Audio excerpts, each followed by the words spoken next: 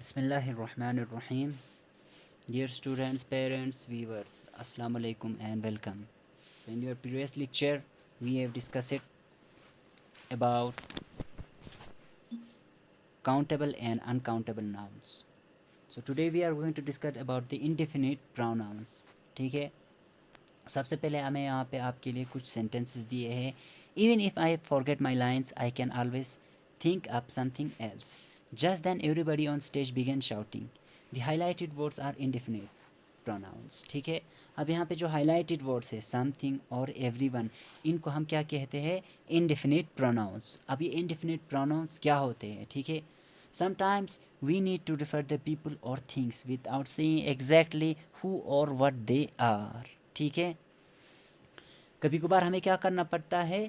किसी चीज़ को दिखाना पड़ता है, रिफ़र करना पड़ता है, या किसी पीपल को रिफ़र करना पड़ता है. ठीक है, बग़ैर ये कहे कि वो चीज़ क्या है या वो पीपल कौन है, बग़ैर ये बताए हमें उन चीज़ों को रिफ़र करना होता है, दिखाना होता है. ठीक है, तब हम क्या करते हैं? इनडेफिनिट प्रोनाउन यूज़ करते हैं. ठीक है, we use pronouns ending in body or one for people and pronouns ending thing for things. ठीक है, हम ऐसे प्रोनाउंस यूज़ करते हैं लोगों को, पीपल को रिफ़र करने के लिए ऐसे प्रोनाउन यूज़ करते हैं जिनके एंडिंग में क्या आता हो? बॉडी आता हो या वन आता हो. ठीक है, और चीज़ों को, थिंग्स को रिफ़र करने के लिए हम ऐसे प्रोनाउन यूज़ करते हैं जिनके एंडिंग पे थिंग्स आता हो. और ऐसी चीज़ों को हम क्या कहते हैं? दिस आर कॉल्ड इट, और इनको हम क्या कहते हैं? इंडेफिनिट प्रोनाउंस, और इनको हम इंडेफिनिट प्रोनाउंस कहते हैं. उसके बाद some of the indefinite pronouns in English are somebody, nobody, anybody, everybody, someone, no one, anyone, everyone, something, nothing, anything and everything. ये सारे क्या हो गए? indefinite pronouns के examples हो गए. ठीक है, और उसके बाद nobody knows where Sanaha is, someone has been ringing the bell for the last 2 minutes. अब यहाँ पे nobody और someone हमारा indefinite pronouns हो गया. ठीक है, और उसके बाद we use singular verb after indefinite pronouns. Indefinite pronouns के बाद हम क्या करते हैं? हमेशा singular form of verb use करते हैं. ठीक है, जैसे कि no one likes to clean up after cooking. In today's world anything is possible.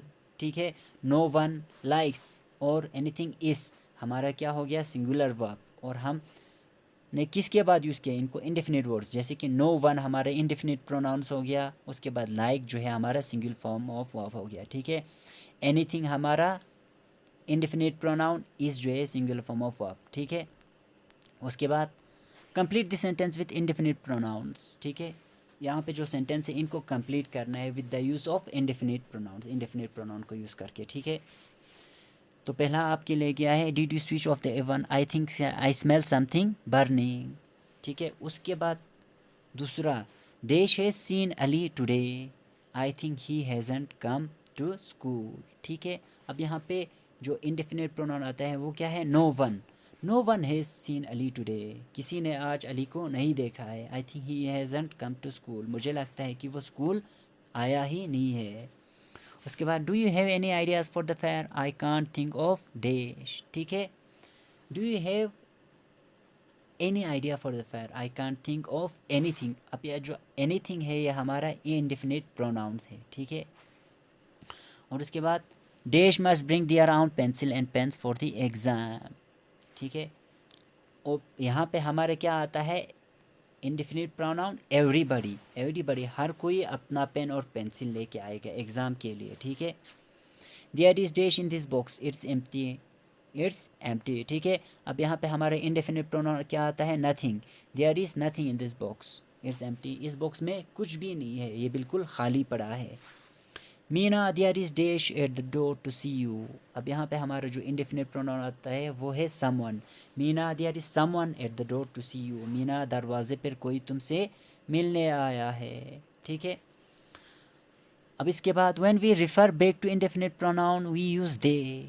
अब जब हम इंडेफिनिट प्रोनाउन को फिर से रिफ़र करते हैं, किसी इंडेफिनिट प्रोनाउन को दिखाने के लिए हम दे यूज़ करते हैं. ठीक है, पहले हमने क्या किया था? किसी चीज़ को या किसी पीपल को दिखाने के लिए हमने इंडेफिनिट प्रोनाउन का यूज़ किया था, लेकिन अब इंडेफिनिट प्रोनाउन को दिखाने के लिए हम क्या कर रहे हैं? दे का यूज़ कर रहे हैं. ठीक है, इंडेफिनिट प्रोनाउन की जगह हम दे का यूज़ कर रहे हैं. ठीक है, जैसे कि everybody turn it up for the event, they thoroughly enjoyed themselves. अब यहाँ पे जो एवरीबडी है ये हमारे इनडेफिनिट प्रोनाउन है, लेकिन उसको हम फिर से रेफ़र करने के लिए हम फिर से एवरीबडी नहीं लिख रहे, उसके बदले हम दे लिख रहे हैं, ठीक है।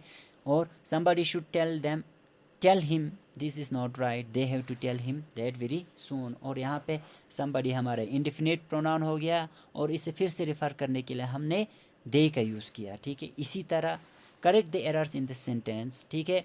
अब नीचे जो सेंटेंस दिए हैं उनमें कुछ एरर्स है, उनको हमें करेक्ट करना है, सही करना है। कुछ गलतियाँ हैं उनको हमें सही करना है। Nobody in my family like cold food for dinner, ठीक है।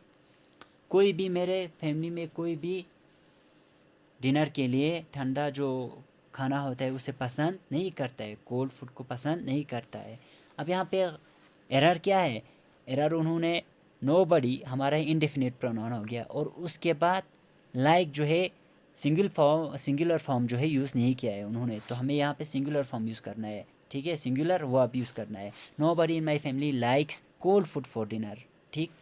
लाइक के बदले हमें लाइक्स लिखना है। somebody should sweep the classroom, he should also wipe the blackboard clean। अब यहाँ पे हमारा somebody क्या हो गया, somebody हो गया हमारे इंडेफिनिट प्रोनाउन और उसको फिर से रेफ़र करने के लिए हम दे का यूज़ करते हैं, लेकिन उन्होंने यहाँ पे ही यूज़ किया है, ठीक है। तो हमें लिखना है somebody should sweep the classroom, they should also, ही के जगह हमें ही के बदले दे यूज़ करना है, ठीक है। they should also wipe the blackboard clean। उसके बाद if anyone has problem with the computer, she should report it to the teacher। और इसमें एरर क्या है, इसमें anyone हमारा इंडेफिनिट प्रोनाउन हो गया और उसको दिखाने के लिए हमें फिर से दे का यूज़ करना है, लेकिन यहाँ पे क्या हुआ है, उन्होंने शी यूज़ किया है, ठीक है। तो हमें शी को रिप्लेस करना है दे से, ठीक है। If anyone has a problem with the computer, they should report it to the teacher. उसके बाद somebody should be able to lend you his calculator, ठीक है। अब यहाँ पे क्या है, somebody should be able to lend you their calculator, ठीक। उसके बाद everybody was tired after the picnic, ठीक है। यहाँ पे सिंगुलर वर्ब यूज़ करना है, everybody was tired after the picnic। So that's all. उसके बाद जो है हम वोकैबुलरी जो है अपने नेक्स्ट लेक्चर में कंटिन्यू करेंगे।